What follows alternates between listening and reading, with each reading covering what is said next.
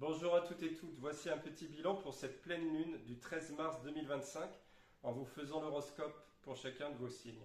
Alors je vous ai préparé pour ça, je le ferai à chaque fois d'ailleurs, mon petit carnet d'éphémérides, je vous ai préparé pour ça donc la carte du ciel du moment. Je vais la lire en même temps pour vous interpréter tout ça. Donc on peut voir que, comme tous les ans quand on est dans le poisson, la pleine lune sera en vierge. C'est toujours un moment très important pour faire le ménage, pour commencer ce printemps, un genre de ménage de printemps. Mais cette année, ce sera encore plus, ce sentiment sera encore plus souligné puisque Saturne et Neptune sont en poisson. Donc on peut sentir en chacun de nous un genre de désordre mondial ou un genre de désordre auquel on est obligé de faire face. Et ça on le sent. On a tous ce sentiment de désordre extérieur. Et donc ce sentiment de devoir faire le ménage, devoir faire un peu le tri, est d'autant plus important durant cette pleine lune qui sera en vierge. Donc je vais vous faire un élément par élément. Je vais faire l'horoscope pour chacun de vos signes et je vais faire cela en allant d'élément en élément. Et je vais commencer pour ça avec les signes de terre qui sont Capricorne, Vierge et Taureau. Alors bien sûr, la Vierge va se sentir très à l'aise dans ce méga tri, méga ménage, puisque la Vierge, déjà à la pleine lune, est dans son signe. Et elle sera à l'aise parce qu'elle adore ça, faire le ménage, faire le tri, faire avoir une bonne gestion de tout ça pour se sentir nickel. Et on peut dire que tous les signes de terre ont une très bonne méthode pour élaborer ce moment de grand ménage. J'ai envie de dire aussi notamment le taureau, puisque Uranus est et restera en taureau pendant longtemps. Il vit ça avec une grande méthode.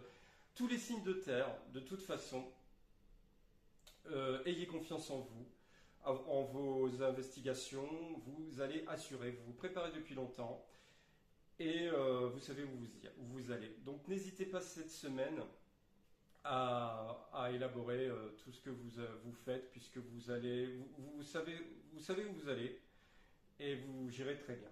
J'aurais envie après d'aller vers les signes d'eau.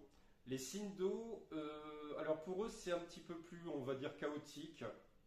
Eux ils vont devoir faire sans dessus-dessous pour ranger entre guillemets leurs affaires. Alors je parle bien sûr du scorpion, des poissons et du cancer. Et pour eux oui, alors n'hésitez pas à faire du remue-ménage, tout déranger vos affaires pour les ranger ensuite. Vous êtes dans cette énergie-là. Si vous allez jusqu'au bout, vous allez arriver à voir la fin du tunnel. Même s'il y a des moments où vous allez dire « Ouh là là, mais c'est quoi ce désordre ?» N'hésitez pas à continuer. Ça sera peut-être parfois difficile à faire le point sur certaines choses. Mais continuez jusqu'au bout. Le cancer aura sera très actif, j'aurais plutôt envie de dire. Quelques petits imprévus, mais comme je vous dis, allez-y, même si parfois c'est difficile, allez jusqu'au bout, vous y arriverez. La pleine lune est faite pour ça.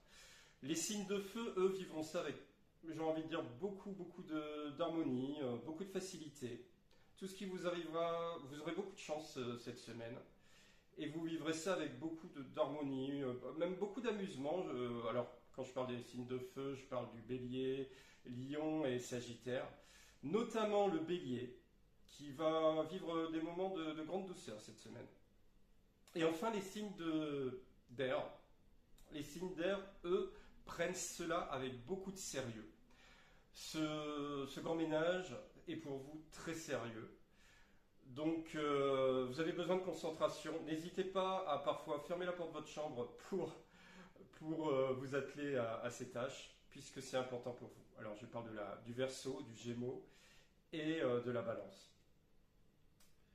Pour le Gémeaux, n'hésitez pas à faire ça avec beaucoup d'assurance, parce que j'ai envie de dire que c'est encore vous qui savez le mieux où vous allez par rapport aux trois signes.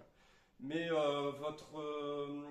avez raison de trouver ça très important, puisque ça l'est, et exprimez ça envers les gens qui vous entourent, puisque ils le comprendront. Mais en tout cas, qu'ils le comprennent ou pas, vous avez raison de le faire. Donc, si vous avez besoin de plus d'introspection, de plus vous enfermer dans votre bureau pour faire les choses que vous avez à faire, faites-les. Voilà. Eh bien, bonne pleine lune à toutes et à toutes.